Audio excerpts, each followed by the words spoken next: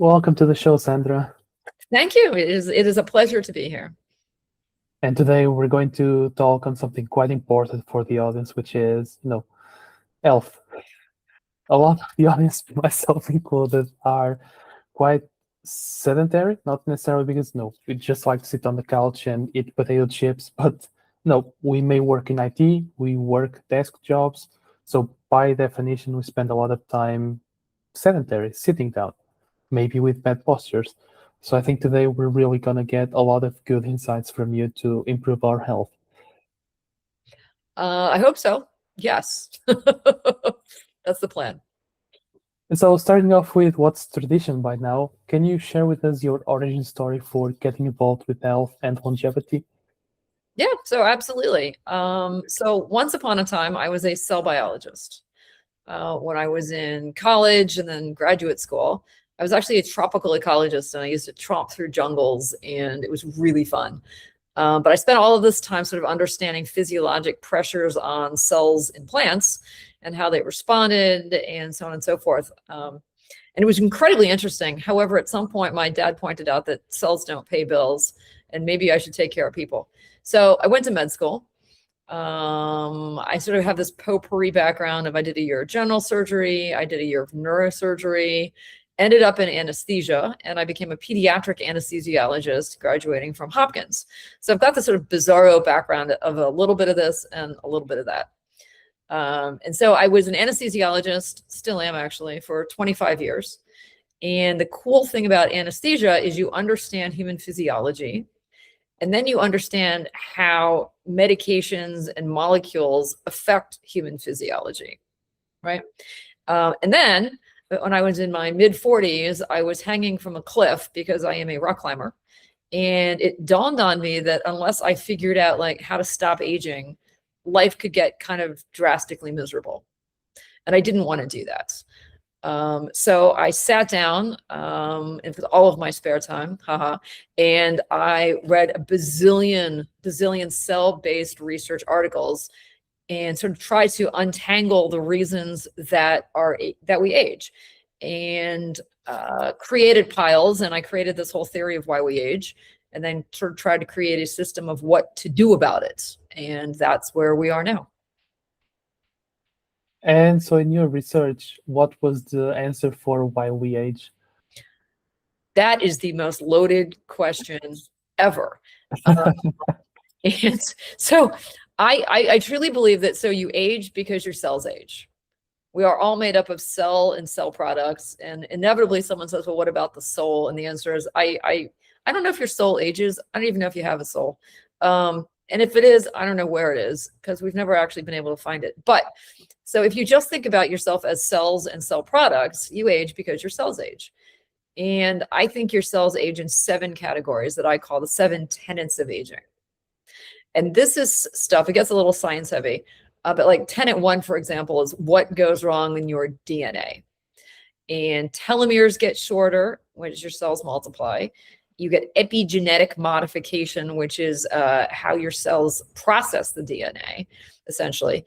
And then you get heterochromatin redistribution, which is basically, if you look at a cell in the nucleus, what's sort of compacted and what's not, which means what kind of proteins can you produce and what can you not. And all of that changes in a negative sense as you get older. So that's tenet 1.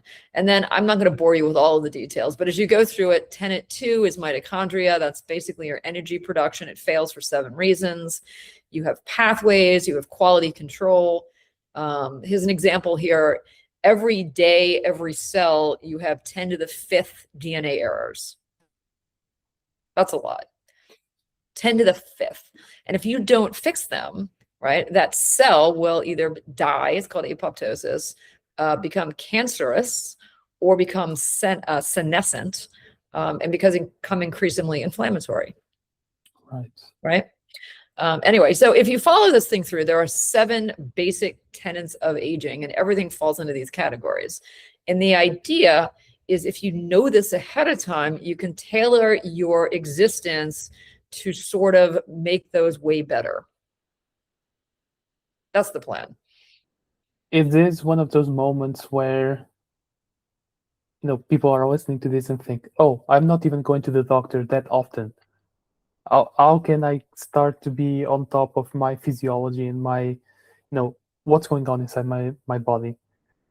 So excellent question. And it's funny that you say they don't go to the doctor. And I don't actually go to the doctor either, because they think that I'm a nut. Healthcare in today's world, I envision it as in 3 tiers. Tier 1 is traditional Western, pretty much worldwide medicine, where we wait until we have a problem. Mm-hmm. Right? Maybe we're getting high blood pressure. Maybe we get appendicitis. Maybe our vision starts to go. And then you see a doctor and they try to fix it for you, right? Yep. That is traditional. So we know problems are coming and we wait till we have them, et cetera, et cetera. Tier 2 is more functional medicine. And we test for, in that category, sort of more esoteric things like, do you have Lyme's disease? Do you have exposure to molds? What can you do to sort of maximize your existence in that regard? What I do is significantly different. This is tier 3 medicine, and this is new. This is called longevity medicine. And this is the understanding that we know why you are going to get old and die. Like, we just do. And therefore, we prophylax against it. For example, we know that by the time you are in your mid-30s, SIR2 and 3 is falling. We know that by the time you are 40, or if you have concomitant medical problems, your NAD levels are low, right? We know that if you have a family history of diabetes, you are pre-diabetic. Therefore, we can fix what's coming before you get anything. And that's what's kind of cool. And that's what the younger people have to embrace, is prophylaxing, so that you don't end up in the doctor's office. Yeah, that sounds way ahead of, oh, I have like yearly routine checkups at the doctor. Everything is fine, blood analysis came fine, etc. No, this is actually going down to the detail of how you're made up and understanding, oh, this is coming in your future. Let's do something about it before it comes up. Yeah, absolutely. So when you see a longevity physician like myself, we would say, not only like, what's going on with you, right? What do you eat? Do you exercise? Are you stationary? Are you a couch potato? We need to get your diet sort of better. We need to get your activity level better. But on top of that, like, what diseases or problems do your siblings have? What's genetic? What did your parents and your grandparents die of? Because a lot of this stuff is just inheritable. So if you know that everyone in your family got cancer, maybe you have problems with DNA repair mechanisms that we need to upregulate, right? Mm-hmm. Everyone has immune problems. Maybe we need to bolster your immune system so that you don't get pneumonia, So there's many things that we can do before you get it, prophylactically, to make your life better. This is really cool because, in a sense, the most generic sense, health can be a lagging indicator. Like, if you're sitting on a couch potato for months, of course you're gonna get fat. Of course you're gonna start huffing and puffing when you go up and down the stairs. It's the lagging indicator. You don't get that today. Maybe you don't get it in a couple of weeks. You get it in a couple of months for sure. But it's quite good that this longevity medicine, so this tier 3, can actually see, okay, you have all these indicators, all these genetic predispositions. Let's play out this into the future, theoretically. See, okay, you are going to hit these problems, unfortunately. Let's make an action plan to avoid them, or at least make them not as bad as they could be. Yeah, that is exactly the key to longevity medicine. Absolutely. And it starts pretty young. We say that aging actually starts 30 to 35. Your kidney function starts dropping by the time you're like 18 or 19. Really? Right? Your kidneys function starts dropping and your brain isn't even developed yet. Isn't that cool? It's a weird fluke of evolution. So Yeah. your body isn't aging everywhere at the same time. But the younger you start, the better you will be. And it's really interesting because some young people just think they're going to be immortal forever, right? Until like 40, and then things start falling apart. But other people, like, the new thing is they want to be as proactive as possible, right? And the other problem, and we sort of touched on this briefly before you hit the record button, is that people seem to get their medical information from TikTok, which, comes with so many citations and literary sources that it's just got to be true. So the question is like, where do you go? Who do you believe? And how aggressively do you want to be healthy? Because there's only so many Andrew Hubermans that you can have on social media, for example. Even Brian Johnson, like, it's cool to. So for context, for anyone who might know them, so Andrew Huberman is a famous, at this point, social media person who started by having his own podcast about biology and neuroscience, and over time expanded to cover various facets of biology to an extent, while Brian Johnson is essentially a human experiment on himself, where he's doing literally all kinds of experiments possible to essentially live as long as possible and document it as thoroughly as he can. Yeah, he's also an absolute nutcase. I don't know if you've ever seen him. He looks terrible. For someone that's trying to live forever, he looks terrible. And he obsesses about really strange things. I was at a conference and for 20 minutes, he was talking about the fact that he measured his penis every morning. And I thought, I'm so glad that this longevity venture is just so fruitful for everyone in the audience. I mean, it was just absurd. But anyway, yeah, I mean, these people do bring highlights to longevity and health, but man, take it too far and you're yeah. So, because again, it's social media. How you stand out is by being on the extremes or sensationalist. So, of course, Brian Johnson stands out because, again, he can go to that extreme. But how can we even, being aware that's how human nature is developing right now and consuming information right now, how do you feel we could make things a little better for those people on social media consuming information? Oh gosh, it's just a good question, because I mean, I get bugged to be on social media all the time and I just don't have time for it, which is unfortunate. I should hire someone. I prefer to do this, right? Podcast, we can have an actual conversation so people can actually truly understand what you're trying to talk about versus a 30-second snippet. Right. And I think it's just, I like to think of learning about health. It's basically an insurance policy, right? And instead of paying, I don't know, $100 a month or whatever for medical insurance, it's more of a time investment into learning what really is important.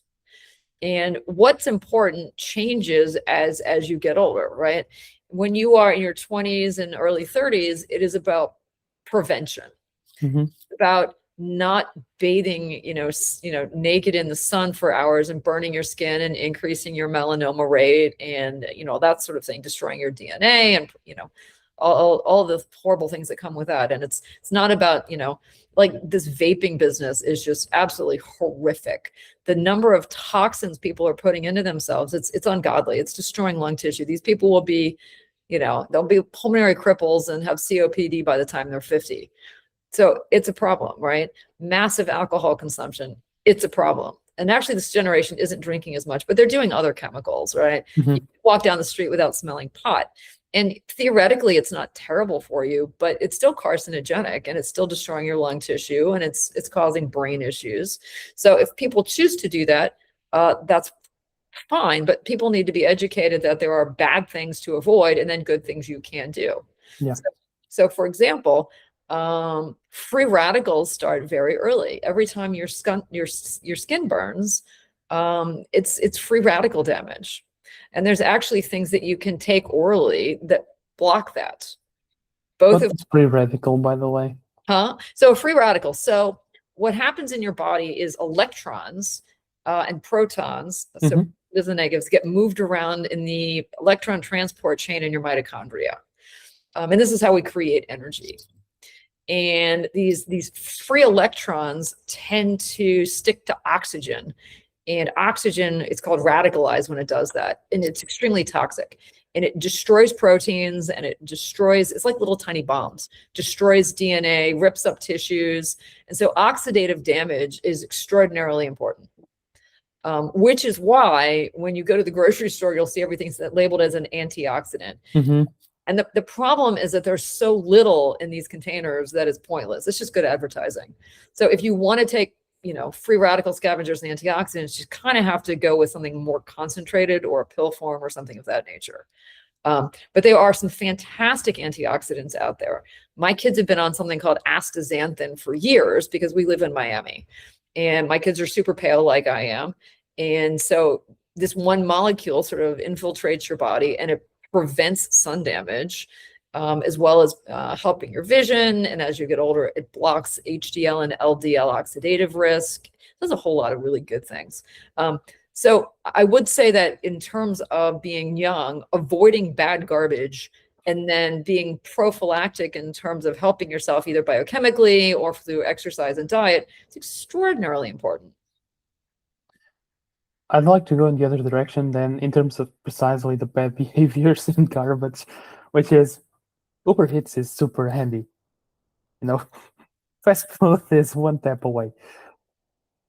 And what sometimes becomes a struggle, and I've seen this firsthand with myself and even with colleagues, friends, is okay, it's convenient, so I eat a lot of that. I know it's bad, but now I want to eat something good. I want to eat healthy. But it's inconvenient, and I'm not even sure what healthy looks like. So for someone who is trying to step away from highly processed food that's not nutritious, how can someone start moving away toward healthy food and healthy meals? What kind of foods should a person look for in a supermarket, for example? So I will start the conversation by saying that I am not a nutritional expert at all. And I will also augment it by saying I'm a bit of a junk food junkie. So this is do as I say and not as I do. But when you go to the grocery store, anything that is fresh is going to be better than anything processed, right? So you tend to stay out of the aisles that are dehydrated.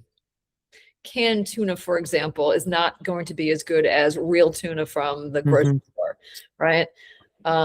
Fresh things, fresh vegetables, fresh fruits, fresh meats, all of those sort of things. Anything that then you're going to take home and prepare in a reasonable fashion is going to be far better than going to a restaurant where they submerge everything in, saturated fats and butters and all of that sort of thing.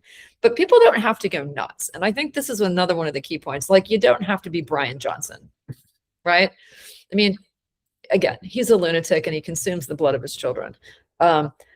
So you don't have to give up absolutely everything that you like to be healthy. You just sort of scale back and maybe, step away from the donuts and the croissants and the Twinkies and the Doritos, and maybe a bag of strawberries or blueberries or grapes or something instead wouldn't be a bad idea. Pretty simple stuff. Yeah, one replacement at a time. Yeah. I mean, and snacking is wonderful as long as you're not sitting next to a bag of Oreo cookies, Moderation. What was the thing, like in all your research and working with patients, what was the thing that you've seen be the most destructive for that longevity? What kind of behavior or, even something that the person was born with that has become the most destructive? Mindset.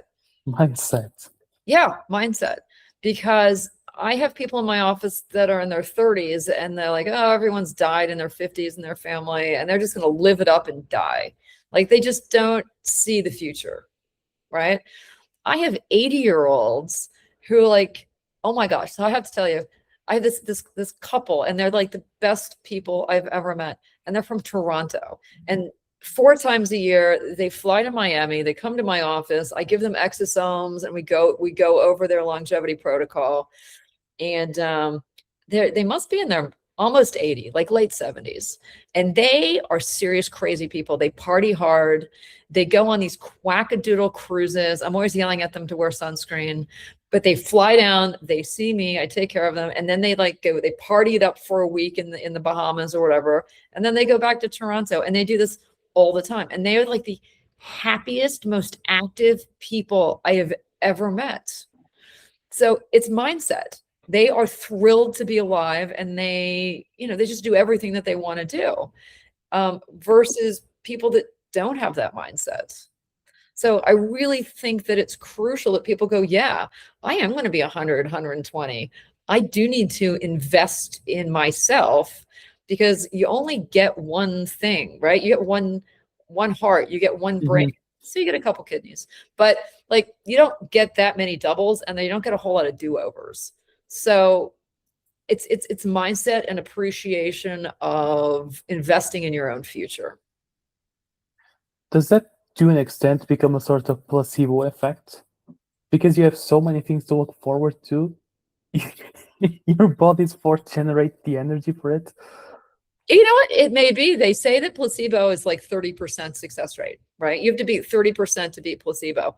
So, if it works, it's fantastic. And I will tell you, I don't know if I've been to a lot of conferences, and if you go to some boring conferences, these people look old and droopy and they're wearing boring suits, and you're just like, oh my God, right? But if you go to a longevity conference, the mindset is so different. These people they're living it up. They are big, they are large. They're like, these people in their 60s and their 70s, and they're not retiring. They're changing careers. They're traveling the globe. They're like, what's next on my list? So it's amazing what the mindset will do. It's really cool. Yeah, think of connecting the dots now. Not even just the placebo, it's the if you're already in motion, you're more probable to stay in motion. If you go, for example, to retirement, you naturally have that tendency to die out. You don't have a regular schedule. You don't have things that, force you to get out of bed to go do what you need to do. You just die out inside or inside in the head, and then everything else follows. Yeah, it's interesting. I was speaking with a gentleman yesterday who was 55 and he had just moved into like one of these, villages for older people. And I'm like, oh my God, that's a death sentence. And he was saying, right, that there's a huge dichotomy between like people his age that go and play bingo and make pottery versus the folks that are like at the gym every morning. Right. And you see the difference. And he was just kind of annoyed now that he has moved into this place, which I don't blame him because I would shoot myself in the head. But it's mindset, it's activity. And you're right. Objects in motion stay in motion. The key, however, is you have to start in motion. So, the young people sitting around being blobs and couch potatoes, man, it's scary because if you never move, you never will. Yeah. Takes a lot of strength of will to get out of the couch then. Yeah, but you have to, because if you don't do it when you're in your 20s and 30s, you never will. Out of curiosity, do you get any patients that, are in that couch potato state but want to, Yeah, get out of it? absolutely. How do you walk them through that process? So it's a combination of things. The question is why are they sitting on the couch, right? Is it because they're overweight? Is it because they don't really want to? Is it mindset? Is it some sort of medical problem? So we address the baseline. So what is going on? Why are they not moving? And then you don't say, okay, you're going to run a marathon next week, right? You start with slow things, absolutely slow. You start with cardiovascular exercise. Maybe it's something simple like going for a walk, right? Then maybe in a month or two, then it's like run a minute, walk for 5 minutes, move, a little movement. Or if people like to swim or a dance class or whatever it is, but getting them up off the couch and out the door, doing something that they enjoy is huge. And it's personality dependent. Some people want to go do things by themselves. Some people want group activities. It's tough. I'm a rock climber, and it was amazing. I was out at the gym a few weeks ago, and these very obese two people were there, my heart was breaking for him because that's a lot of weight to lift off the ground.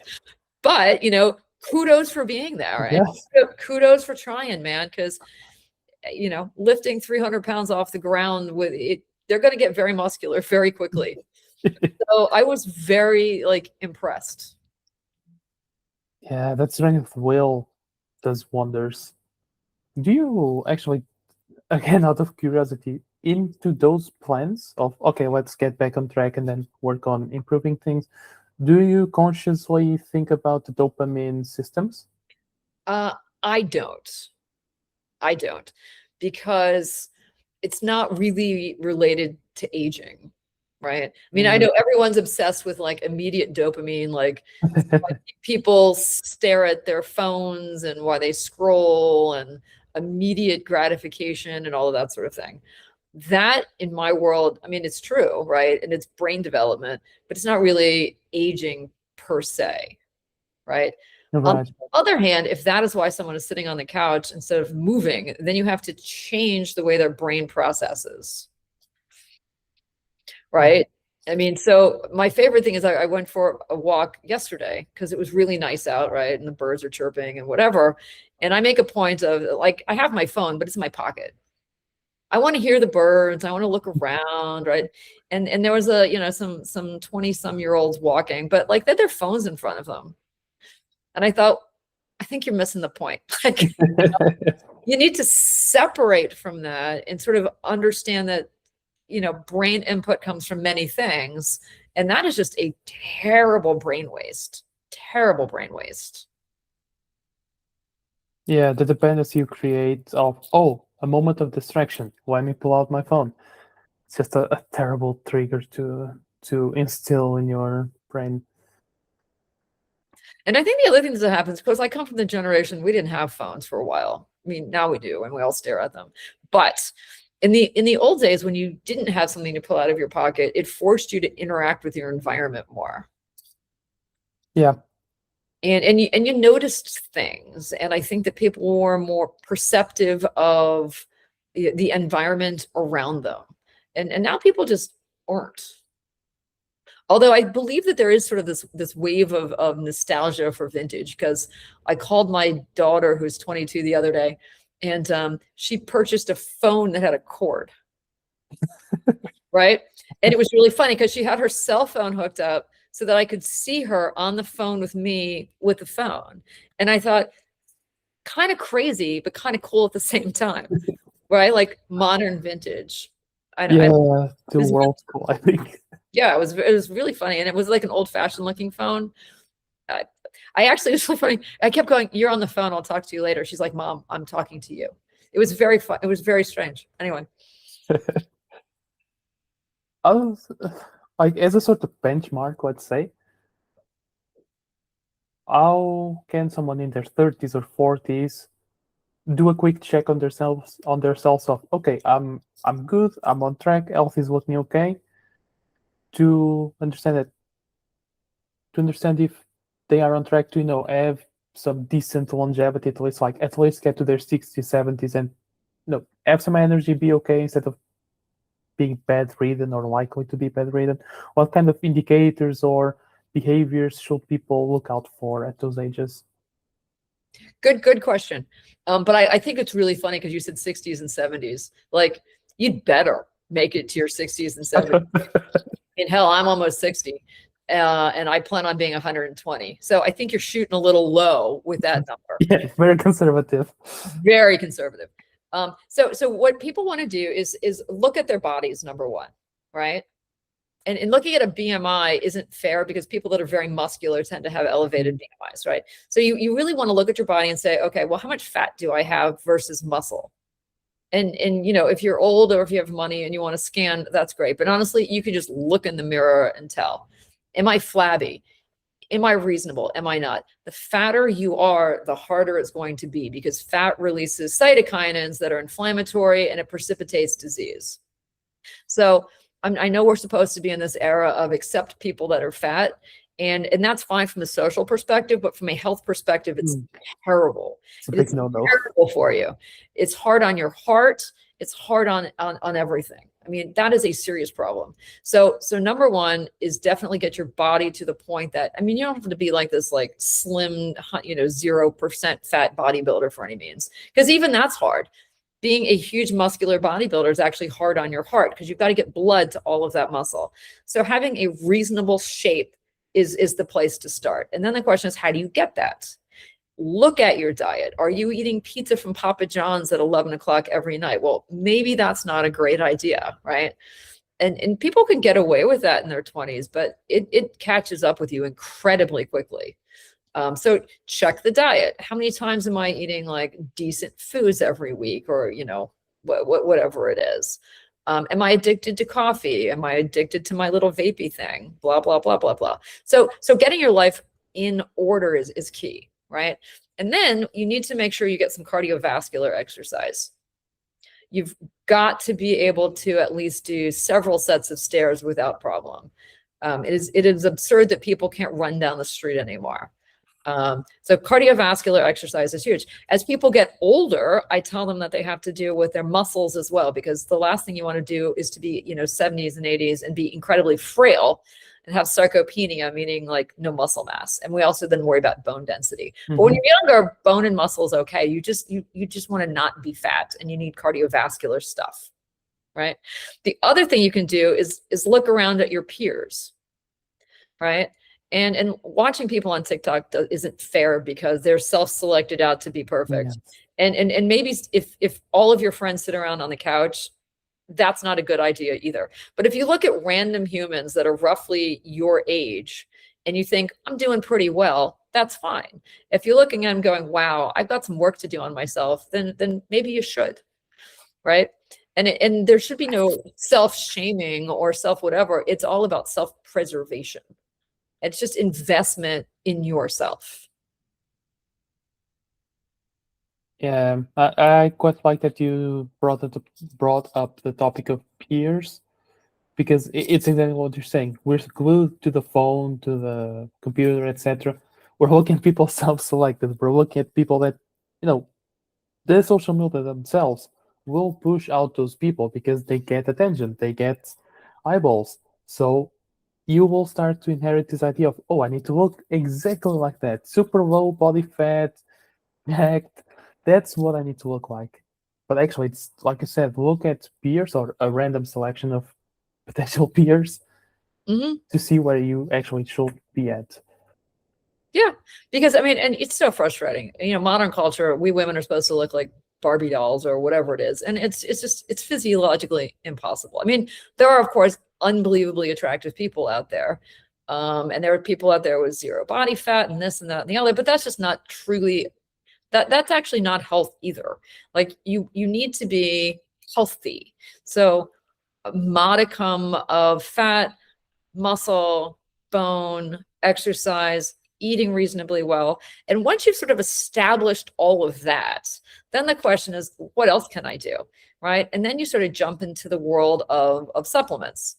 And God knows all the strange things are advertised again on social media and TikTok, and a lot of them are absolute garbage, but there are a lot that are incredibly good. But the question is what is good depends on who you are, what you're trying to obtain, what your family history is, and that sort of thing. So that sort of becomes a more personal journey. You really need someone to help you walk that walk. Yeah, I think you sort of do. So for example, if everyone in your family has high blood pressure, that's one thing, right? Or pre-diabetic or dyslipidemia, you can prophylax against that when you are young, so that you don't get hit in the face in your 50s and 60s with some significant medical problems. In terms of supplements, do you have, and this might be too broad of a question, so apologies, but do you have any sort of rule of thumb to distinguish between marketing jargon and finding products with real health value? So yes and no. I think that there are some that are just extraordinarily good for everybody. For example, green tea, right? The chemical in green tea that's really good for you is something called EGCG.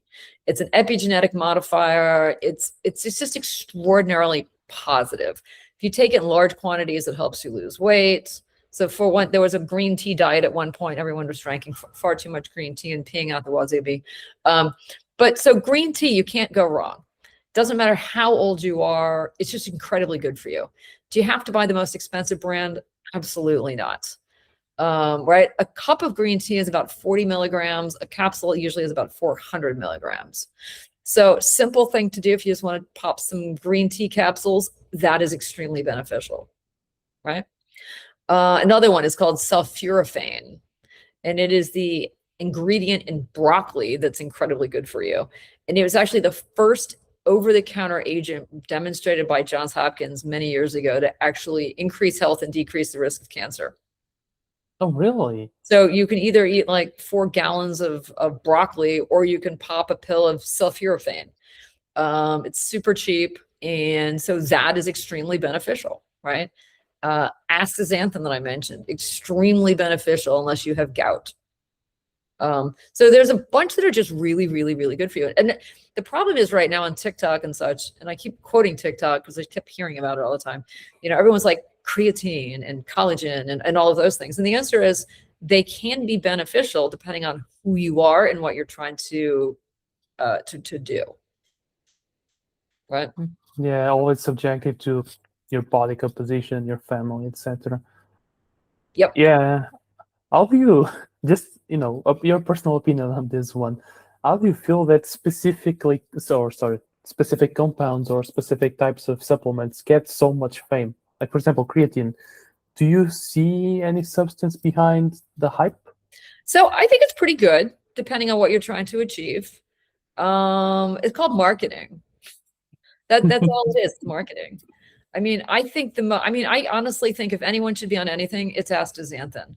And yet no one has ever bothered to dump money into marketing. Like no one even knows what it is, but I think it's the world's best supplement. I mean, it's just absolutely phenomenal. And I don't own any of the companies, so I don't actually care. And maybe if they marketed it too much, it would be like, far more expensive. But it's absolutely marketing. Someone decides that they're going to push product X, and it just goes hog wild. And they get some celebrity, someone to endorse it. And then because Joe Schmo in Hollywood's taking it, then everyone needs to take it. And then it's just absolutely blooming absurd. It's one of those out of our hands and in the hands of whoever wants to make that money that day. Yeah, no, it's absolutely true.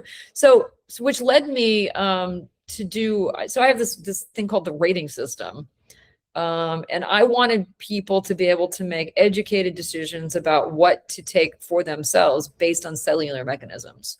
So on my website, there's probably 55, 60 over-the-counters, and then there's 12 pharmaceuticals that are rated.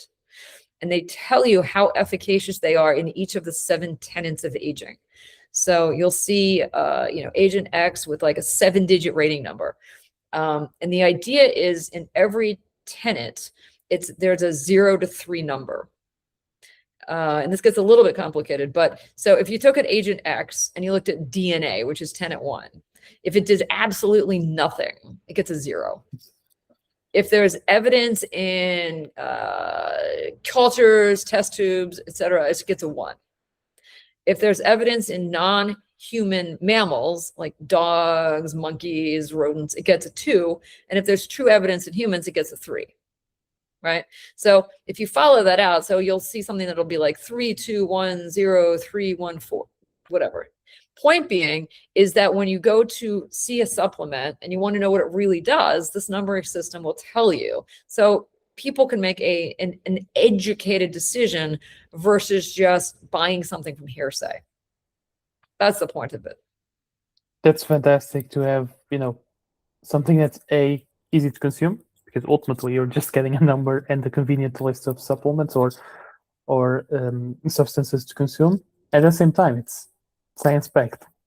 It is absolutely science-backed, and I spend an inordinate amount of time like doing all of the research for this so that other people don't have to. Yeah, it's quite good. And actually, something that we seem to go out of the conversation.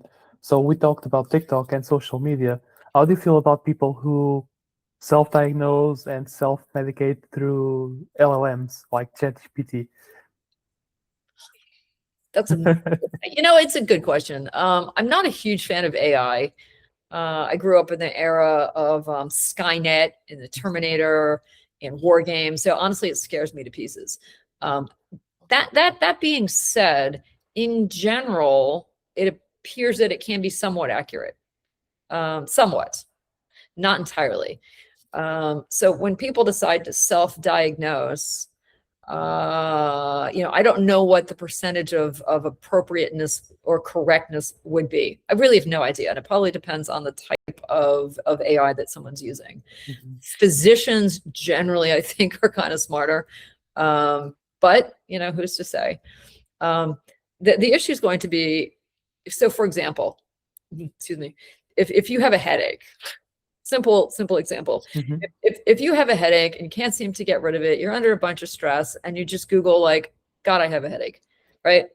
So 99% of the time, 99.99, whatever, you're going to have a migraine, right? Stress induced or caffeine withdrawal, or you drank too much and you're hung or something, you've got a headache, right? But there's a very small percentage, you could have a brain tumor. And the question is, because it happens, people do have brain tumors, right? Unfortunately. At what point does AI say, you should go get a CT or an MRI versus you'll be fine, you probably have a migraine. Just look it over. Right? And is it worth banking your life on a computer program to save a few bucks? And that's up to everyone's individual decision. And granted, like, there are other diagnoses between I have a migraine and I have a brain tumor. There's all sorts of reasons to have a headache. It could be like, some sort of seizure, some sort of temporal arteritis, blah, blah, blah, blah, blah. But in terms of true diagnosis, I would definitely, you can start there, but I wouldn't finish there. And then in terms of treatment, right, it just sort of depends on what you have. And some things are easily treatable and other things are not. So hard to say. And, as a closer question, then people finish listening to this podcast, what's next best action they can take for their health and their longevity? Well, I guess it depends on where they're starting. If you're a couch potato, get off the couch. If you're in decent shape, keep going, and then look at your parents and your relatives to figure out what diseases are coming your way to avoid them. Do some research. And if you don't know what else to do, find a longevity specialist and knock on their door. Collect your own data and then get a specialist to help you. Yeah, why not? Why not? Only upside. Well, yeah, the interesting thing right now is that, so longevity medicine is not covered by insurance because insurance companies are old-fashioned, right? And it's the same as the old-fashioned tier 1 stuff. Ultimately, I think it will be, but for the moment, it's not. And depending on which longevity specialist you go to, unfortunately, there's a lot of scam artists out there, and they'll just jack you up on hormones and, HCG and a whole lot of other weird things. But if you truly ask a real longevity specialist, they can help you figure out what is right for you at your point in life, your age, your medical background. Anything people can look out for to distinguish grifters from real longevity doctors? Well, if the first thing they want to do is inject you with testosterone, walk away. Walk away. I guess the other big clue is, so NAD is a big one. But most people do not need it before they're 40 unless they've got some sort of medical problem. So if you walk in the door of a longevity place and you're 20 years old and they tell you you need an NAD infusion, walk out the door. Because a true longevity specialist knows when you need things and when you don't. And they shouldn't be out there to sell you crap that you don't need. Perfect. And on that note, Sandra, how can people, connect with you or even work with you? So if people want more sciencey information, I have a website called Kaufmann Protocol, and it talks about all the reasons that you age and makes some suggestions for things to take. If you want to contact me directly, you go to Kaufmann Longevity, and that is my clinic. I see patients in Miami. I see patients in Las Vegas. And I run something called Club Exosome in Las Vegas, where we give people exosomes to promote health and help with healing and that sort of thing. And I also do online consults, but that's through the Kaufmann Longevity website. Awesome. Thank you very much, Sandra. I think this was a great episode to become better at taking care of our health, both in the present and in the future as well. Well, I hope so. I hope someone learned something and I got someone off the couch.